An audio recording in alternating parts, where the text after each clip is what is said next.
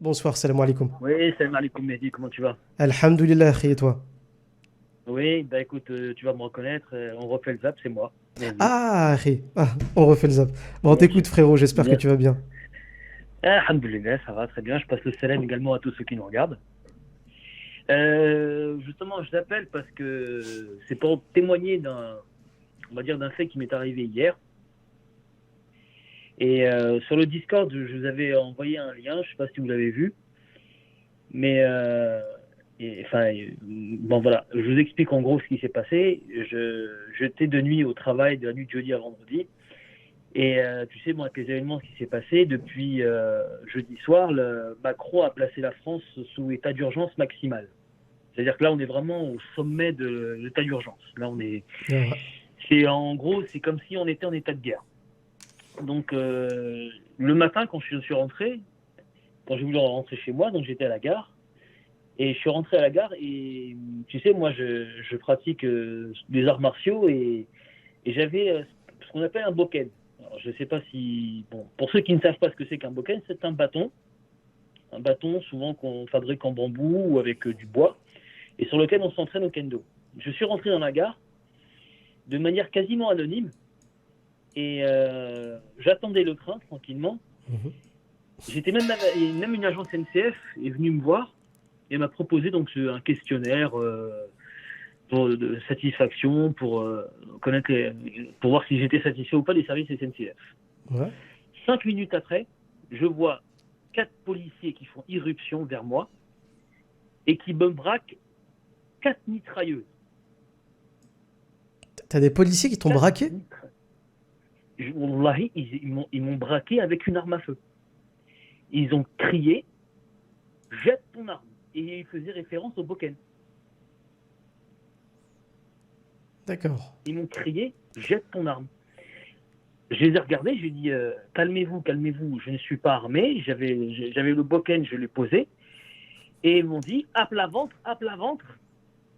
Et tu les voyais. Et je me suis exécuté tout de suite, je n'ai pas cherché à comprendre. Parce que Oui, la oui, manière dont ils me parlaient, oui, oui. la manière dont ils posaient leur arme, Wallahi, si je cogitais encore 10 secondes, le mec il allait tirer. Ah oui. Ils m'ont vraiment pris pour un dangereux terroriste. J'étais encerclé. Mhm. Je me suis mis à plat ventre, ils sont venus à deux, ils m'ont plaqué, ils m'ont mis des menottes, ils ont évacué la gare.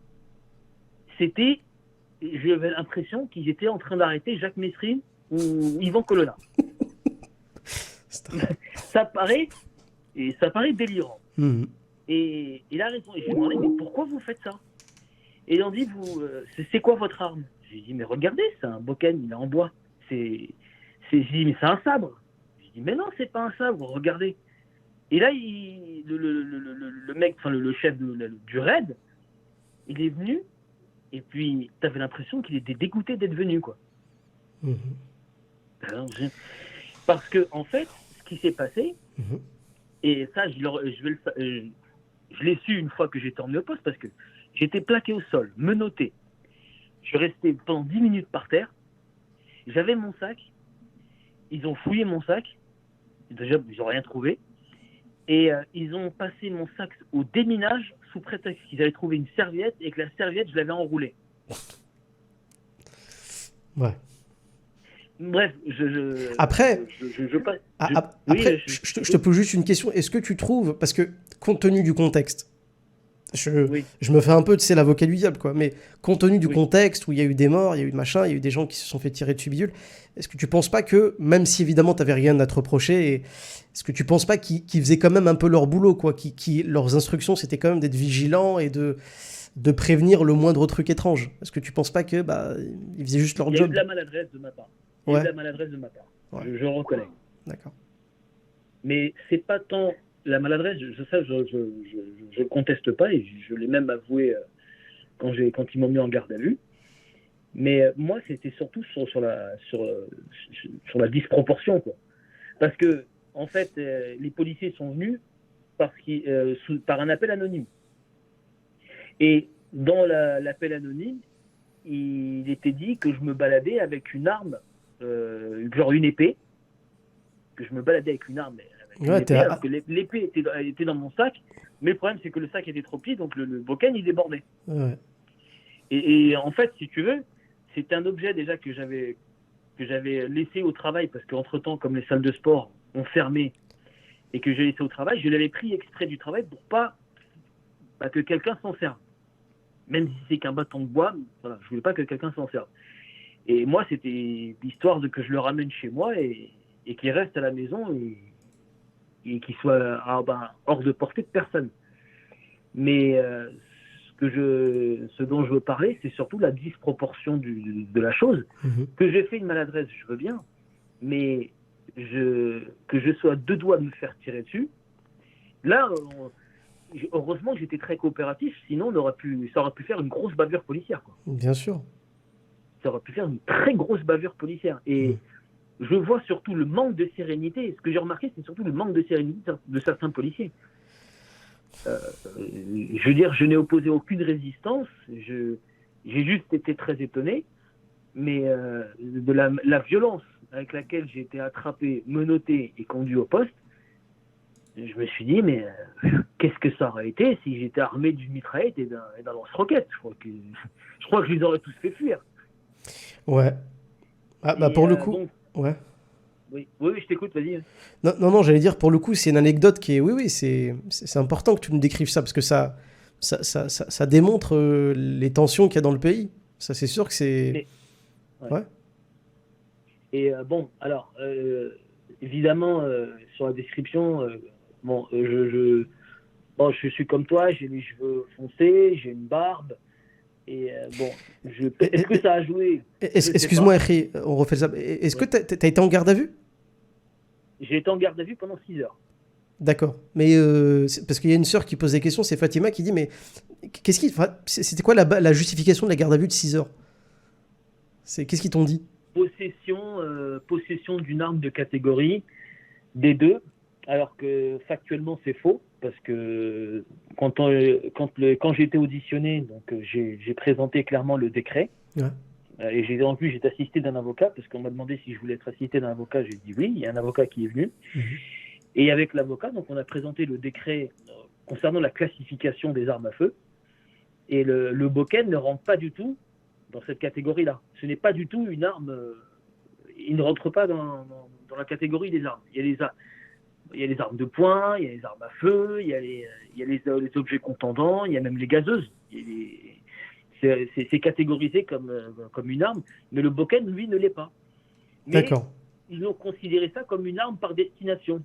De la même manière que tu pourrais considérer comme arme par destination un cutter, une fourchette, ou même une bouteille de verre cassée, quoi. Oui, non, mais après, bon, c'est anormal de voir quelqu'un se balader avec une fourchette ou avec une bouteille de verre cassée, tu vois. Oui, je sais. Mais au final, ton histoire, ton anecdote, c'est quoi le message que tu veux transmettre ce soir? Le message que je vais transmettre, ouais.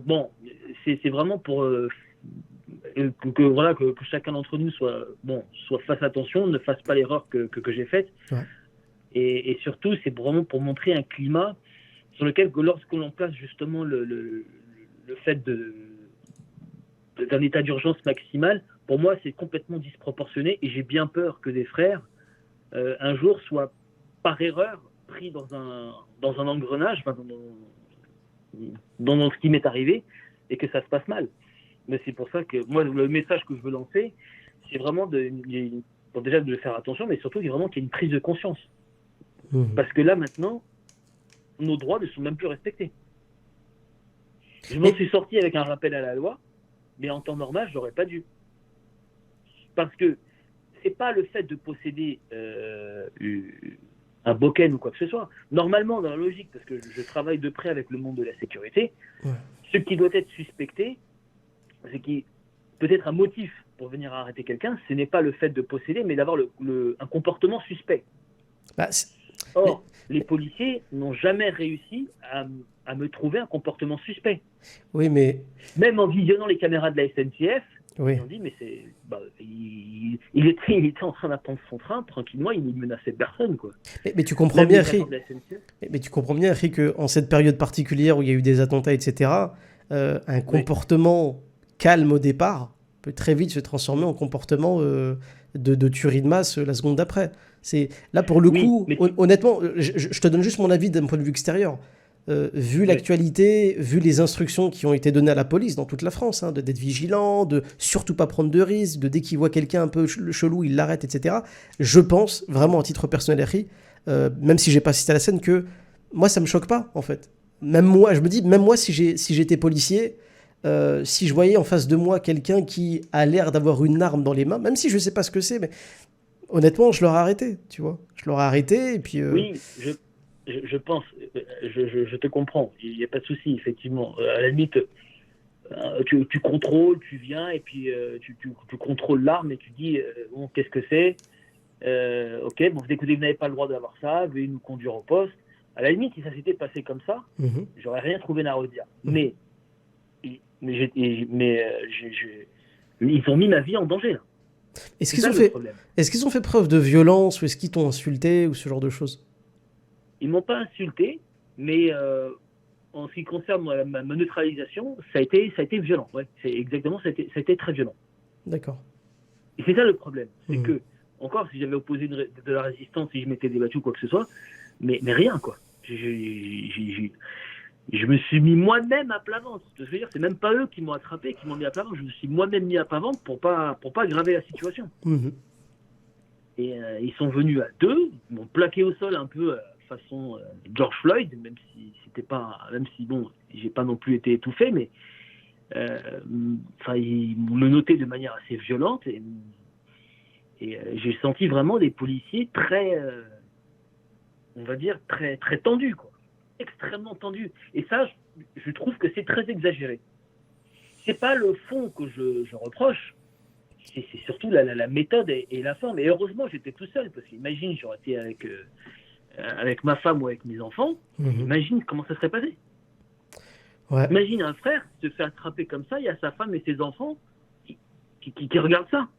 Alors que, la personne allait prendre son train tranquillement, et parce qu'il avait un objet qu'il estimait pas extrêmement dangereux, il faut voir la violence psychologique que ça entraîne. J'imagine, Harry. J'imagine. Il faut voir la violence. Alors j'étais en garde à vue, j'ai été auditionné, et donc il y a eu un magistrat donc, qui a jugé la chose. Ça a été très vite, parce que bon, clairement, je voyais clairement que même au niveau des supérieurs, je voyais qu'ils étaient pressés de classer l'affaire et de ne plus en parler, parce qu'ils... Ils ont vu clairement que il m'a avoué à demi-mot que ouais, mais en fait, si on avait pu néanmoins prendre plus de renseignements, d'avoir été plus précis dans les renseignements, on n'en serait pas arrivé jusque-là. Et il a également avoué que la personne qui les a renseignés a exagéré beaucoup de choses, a même faussé certaines informations. D'accord. Parce que quand les policiers sont débarqués, ils ont pas du tout, c'était pas du tout on leur a pas du tout donné la réalité des choses.